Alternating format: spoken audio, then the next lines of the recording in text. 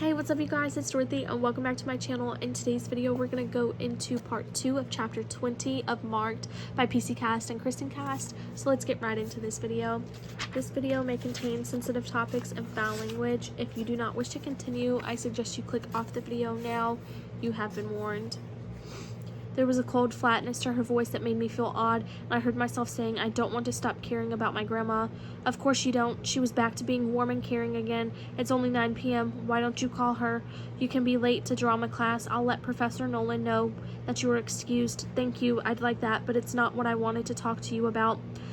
I took a deep breath. I drank blood last night. Nefret nodded. Yes, the Dark Daughters often mix fledglings' blood with their ritual wine. It's something the young like to do. Did it upset you greatly, Zoe? Well, I didn't know about it until afterward. Then yes, it did upset me.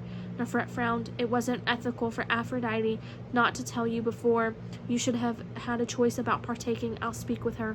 No, I said a little too quickly, and then I forced myself to sound calmer. No, there's really no need. I'll take care of it. I've decided to join the Dark Daughter, so I don't want to start off by looking like I set out to get Aphrodite in trouble. You're probably right. Aphrodite can rather be temperamental, and I trust that you can take care of yourself, Zoe. We do like to encourage fledglings to solve the problems they have with each other among themselves whenever possible. She studied me, concern obvious in her face. It's normal for the first few tastes of blood to be less than appetizing. You'd know that if you had been with us longer. It's not that it tasted really good. Eric told me that mine was an unusual reaction. Nefret's perfect brow shot up. It is indeed. Did you also feel dizzy or exhilarated? Both, I said softly. Nefret glanced at my mark. You are unique, Zoe Redbird. Well, I think it would be best to pull you out of this section of sociology and move you into sociology 415. I'd really rather you didn't do that, I said quickly. I already feel like enough of a freak with everyone staring at my mark and watching to see if I'll do something bizarre. If you move me into a class with kids who have been here for 3 years, they'll really think I'm bizarre.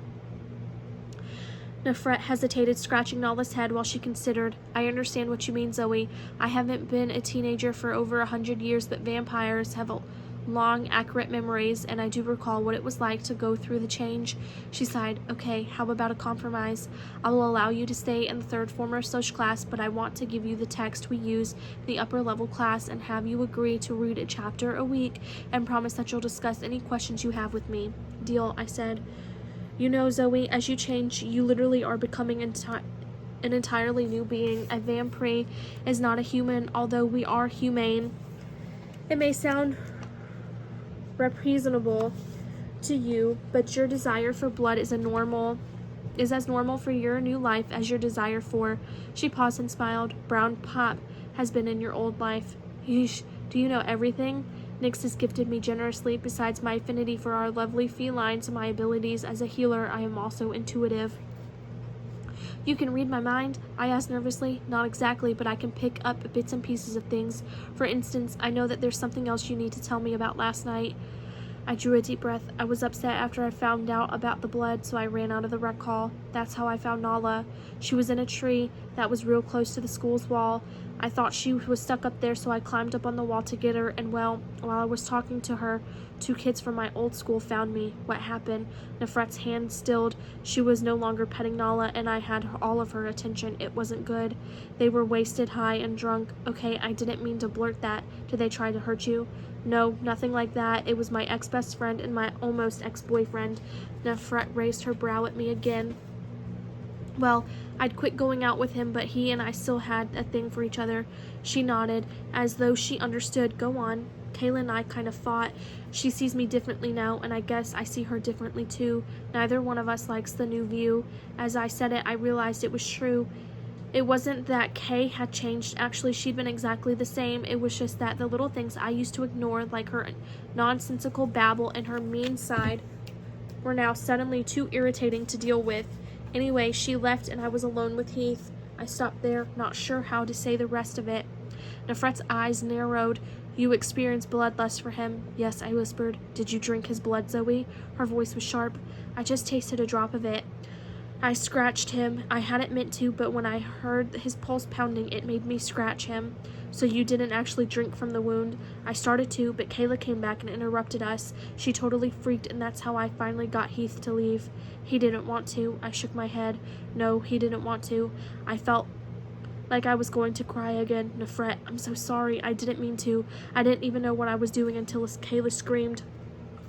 Of course you didn't realize what was happening. How could a newly marked fledgling be expected to know about bloodlust?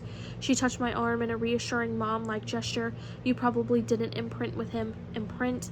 It's what often happens when vampires drink directly from humans, especially if there is a bond that has been established between them prior to the bloodletting.